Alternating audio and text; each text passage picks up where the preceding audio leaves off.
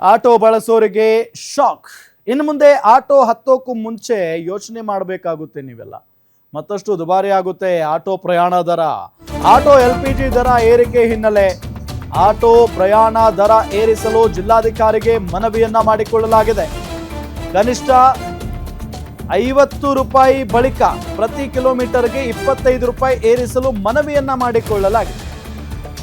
DC ಜಗದೀಶ್ಗೆ ಮನವಿ ಸಲ್ಲಿಸಿದ auto ಚಾಲಕರ ಸಂಘಟನೆ ಆಟೋ ದರ ಏರಿಸಿ, ಇಲ್ಲದಿದ್ರೆ ಸಿಲಿಂಡರ್ ದರ ಇಳಿಸಲು ಮನವಿಯನ್ನ ಮಾಡಿಕೊಂಡಿದ್ದಾರೆ.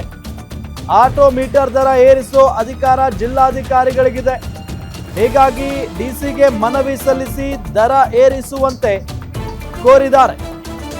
ಸಹಜವಾಗಿ ಈಗ ಅವರು ಕೂಡ ಸಮಸ್ಯೆಯಲ್ಲಿದ್ದಾರೆ, ಆಟೋ ಚಾಲಕರು. ಇದೆಲ್ಲದರ ನಡುವೆ ಈಗ ಆಟೋ ಗ್ಯಾಸ್ ಕೂಡ ಸಿಕ್ಕಾಪಟ್ಟೆ ಜಾಸ್ತಿ ಆಗಿ ಹೋಗಿದೆ ಬೆಲೆ.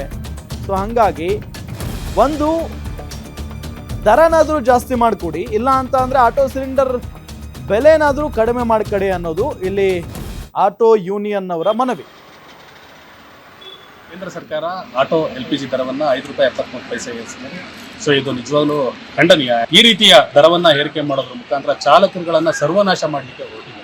ಯಾಕೆಂದ್ರೆ LPG ಸಿಗ್ತಾ ಇಲ್ಲ, ಸಿಕ್ಕಿದ್ರು ದುಪ್ಪಟ್ಟು ಹಣಗಳು. ಜೊತೆಗೆ ಇಂಥ ಪರಿಸ್ಥಿತಿಯಲ್ಲಿ 5 ರೂಪಾಯಿ 73 ಪೈಸೆ ಮಾಡಿರುವಂಥದ್ದು ಸಣ್ಣ ಮೊತ್ತ ಅಲ್ಲ. ಬಟ್ ಹೈಕ್ ಮಾಡುವಂಥವ್ರಿಗೆ ರಾಜ್ಯ ಸರ್ಕಾರ ಆಗಿದೆ ಅಥವಾ ಕೇಂದ್ರ ಸರ್ಕಾರ ಆಗಿದೆ, ಅದಕ್ಕೆ ಅವ್ರಿಗೆ ಚಿಕ್ಕದು ಅನ್ನಿಸ್ಬೋದು. ಬಟ್ ಆದರೆ ಚಾಲಕರಿಗೆ ಅದು ತುಂಬ ದೊಡ್ಡ ಮಟ್ಟದ ಮೊತ್ತವಾಗಿದೆ. ಯಾಕೆಂತಂದ್ರೆ 1 ಲೀಟ್ರಿಗೆ 5 ರೂಪಾಯಿ 73 ಪೈಸೆ ಅಂದರೆ ಮಿನಿಮಮ್ 20 ಲೀಟ್ರ್ ಹಾಕ್ಸ್ಬೇಕಾದ್ರೆ 20 ಲೀಟ್ರಿಗೆ ಎಷ್ಟು ಜಾಸ್ತಿ ಆಗುತ್ತೆ. ಸೊ ಇಂಥ ಪರಿಸ್ಥಿತಿಯಲ್ಲಿ ನಾವು ಇದನ್ನ ಸುಮ್ಮನೆ ನೋಡಿಕೊಂಡು ಕೈ ಕಟ್ಕೊಂಡು ಕೂತ್ಕೊಳ್ಳುವಂತಹ ಒಂದು ಪ್ರಮೇಯನಿಲ್ಲ. ಯಾಕೆಂತಂದ್ರೆ ನಾವು ಕೂಡ ಬದುಕಬೇಕು. ನಾವು ಒಂದು ಸಾರ್ವಜನಿಕ ಹಿತಾಸಕ್ತಿನ ಕಾಪಾಡಿಕೊಂಡು ಬರ್ತಾ ಇರೋದ್ರಿಂದ ನಾವು ಇವತ್ತಿನವರೆಗೂ ಮೀಟರ್ ದರವನ್ನು ಏರಿಕೆ ಮಾಡಿ ಅಂತ ನಾವು ಯಾವತ್ತೂ ಕೇಳಿಲ್ಲ. ಯಾಕೆಂತಂದ್ರೆ ಓಕೆ, ಎಲ್ಲನೂ ಕೂಡ ಪ್ರತಿನಿತ್ಯ ಬಳಸ್ತಕ್ಕಂಥ ಸಾಮಗ್ರಿಗಳು ಅಲ್ಪ ಸ್ವಲ್ಪ ಜಾಸ್ತಿ ಆಗ್ತದೆ.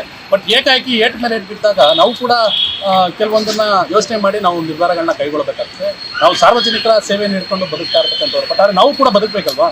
ನಾವು ಕೂಡ ಎಷ್ಟು ದಿನ